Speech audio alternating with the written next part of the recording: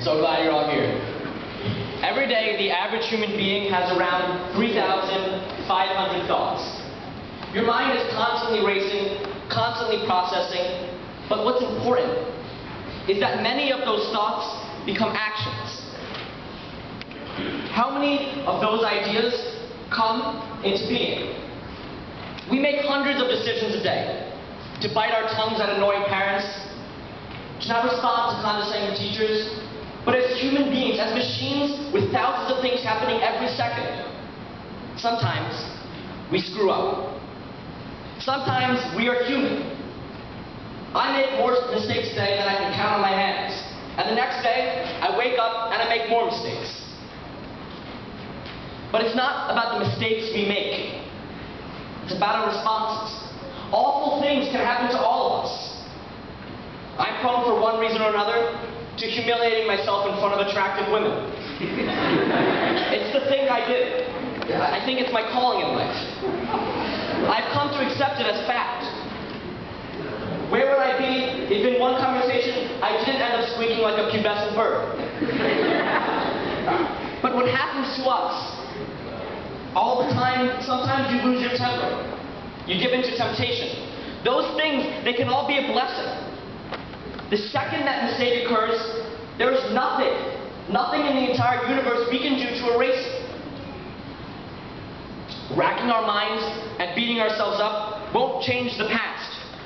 We are going to wake up the next morning in the future, and we have to deal with what we did. We are in control, for the most part, of our own future. And we can't let the past decide. As long as we A, make amends, apologize, say sorry, B, learn. Make your mistake an experience. And C, never look back. Don't let the weight of what you did stop you from achieving your dreams. But there are those moments in life when the things that happen to us aren't our fault. Death, disease. We don't control the whims of the universe. Now, the following is a quick story about a young man who unfortunately came to realize this. These are the words of Stephen Hellman, the son of a firefighter who perished 10 years ago on 9/11/2001. Now, for the rest of the story, I know that people have been talking the entire time, but please just give the respect and just remain silent so that everyone can listen. These are the words.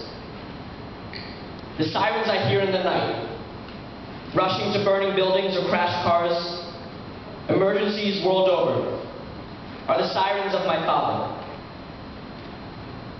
I was 10 years old when I woke up on a normal day. That day was yesterday to me. It was the day I lost my father. Lost him forever.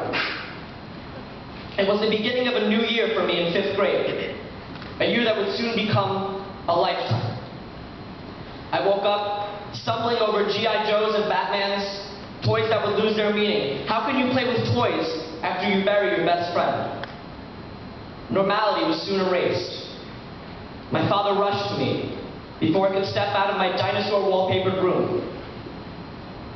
I love you, son. Daddy has to go put out a big fire. He kissed me on my forehead. A kiss that lasts forever. And he ran to the door.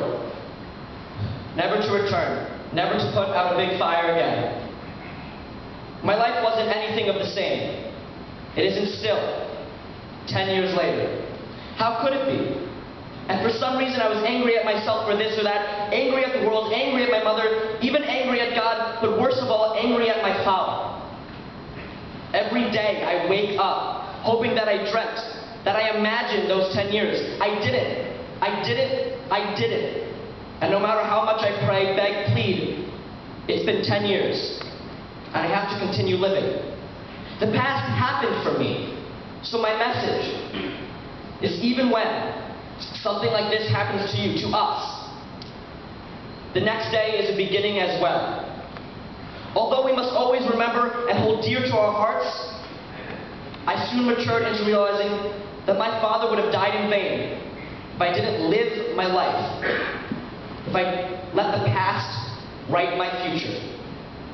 My father died 10 years ago today. Today, I am 20 years old. Today, I signed up to be a volunteer fireman. Yet every day I wake up, stumbling in my dinosaur wallpapered room, reaching after that kiss that lasts a lifetime.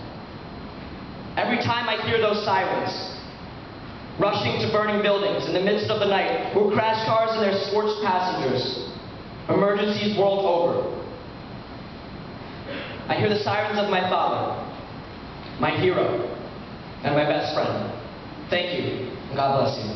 Now I'd like to give it over to Michael McCarthy.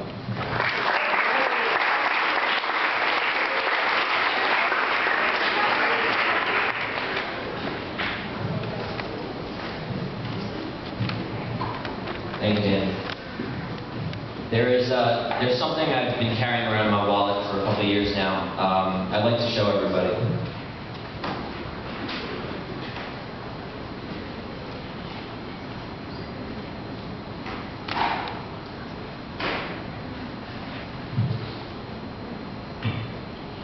These are two Chinese symbols. The translation into English is one word. That word is crisis. But each of these two symbols has its own direct translation. The first one is danger, and the second is opportunity. I don't think anyone's ever thought of a better explanation or a better expression for a word than this. For crisis, danger, and opportunity. I think that when you experience a crisis, whether it be 9/11, any death in the family, a hurricane, tornado, anything like that, you get hit with these two sides of a crisis, danger and opportunity. The danger side of it is going to try and hurt your life. It's going to try and destroy your life. It's going to try and pull you down. But a crisis may not be as adverse as it may look. There's also that second half. There's that half that gives you an opportunity. And that opportunity is to make the best of the situation you've been given. Yes, you're unfortunate. But if you take that opportunity and make the best of what you've had, I guarantee you, you will become a stronger person. You know, my dad used to always tell me, after I get an injury on the soccer field, I'm walking off on my way to the car, and he'd say, you know, Mike, what doesn't kill you makes you stronger. And I'm walking off with my sock torn open and my legs bleeding. I'm like, how is that true, Dad? I didn't really understand that too much. But this is mental. What doesn't kill you makes you stronger.